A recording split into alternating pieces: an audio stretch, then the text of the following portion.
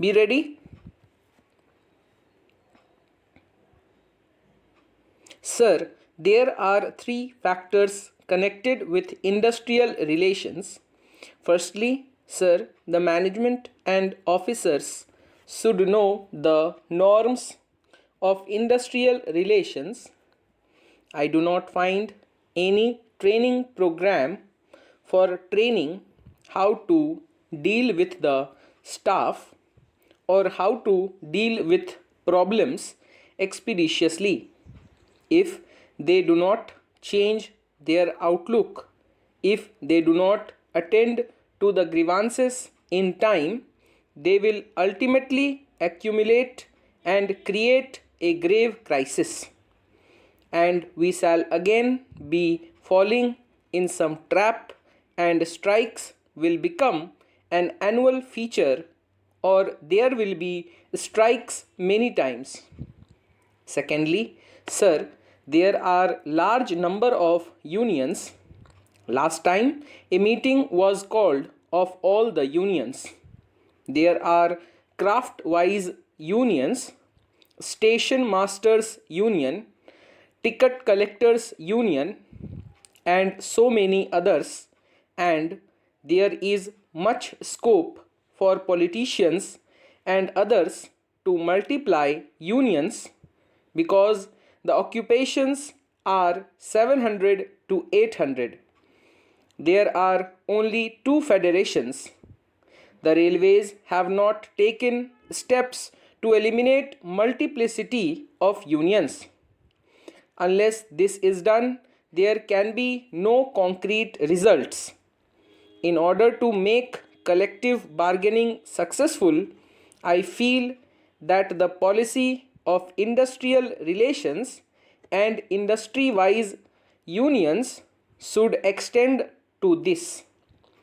The scheduled castes and scheduled tribes want their separate union, and the tribal people also want their separate union in the railways. I feel, sir, that they must be completely banned.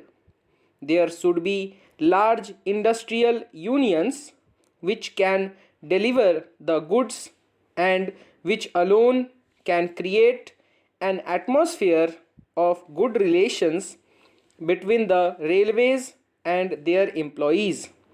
Sir, the third thing I would like to suggest is that they must find out the bottlenecks, but there is no attempt.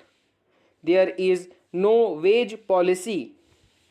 Today, the people belonging to scheduled castes and scheduled tribes are employed as contingent and casual labor in many places, and they are paid the wages which the collector in each district fixes.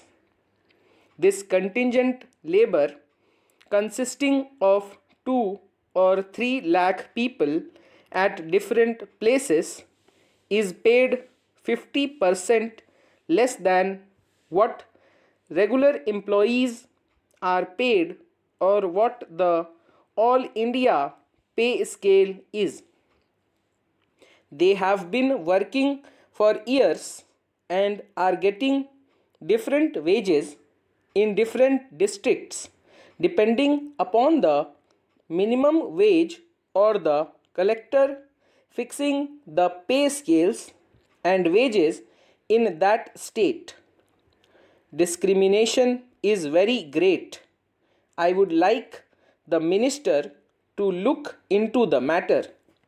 The contingent labor should be paid at par with other railway employees. Sir, another point which is very important is that about the promises given by the railways at the time of strike. A large number of people, when the interests of the nation were in danger, staked their lives. They were on duty. Many were assaulted at that time a promise was given that their children or their dependents will get priority in employment. But instead of that, after the strike was over, many of them were assaulted. I would like to know from the Honorable Minister what happened to the promises given by him to the employees who were on duty, who staked their lives. How many people and how many of their dependents have been given jobs in the last 1 year? If the promises given to them at a crucial time are not fulfilled, the government will lose its credibility and the workers will not be able to do their duty properly and faithfully. I would like to say two other things for the sake of good and happy industrial relations. Bossism must go. In all the modern countries, industrial relations have become successful because the officers treat their employees on equal basis and informally. They help them to solve their problems. Therefore, the attitude of the officers in the railway administration will go a long way in improving the industrial relations in this vital sector of economy. I would also ask, why should the government or the railway administration feel shy in applying the Industrial Disputes Act to its employees? No reference has been made to it. Not a single question is referred for adjudication to the industrial tribunal or any machinery under the industrial law. Railways being the biggest transport industry, they should accept as a norm of industrial relations that their problems will also be referred to adjudication machinery available in the country. Small things like termination or suspension may not be very big or important from the railway administration point of view, but it is of vital importance to the individual employee who is suspended for months and years together and does not get any redress. He has to rely upon the mercy of the deciding authorities.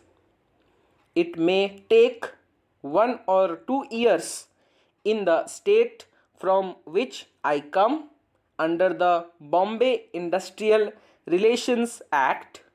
If a man is terminated from service or dismissed, he can go to the labor court and his grievance can be looked into within 3 months. It is found that he has been wrongly dismissed, he can be reinstated. This is a great deterrent for officers acting arbitrarily. I therefore suggest that norms must be laid down for industrial relations. This was a dictation of about 89 words per minute.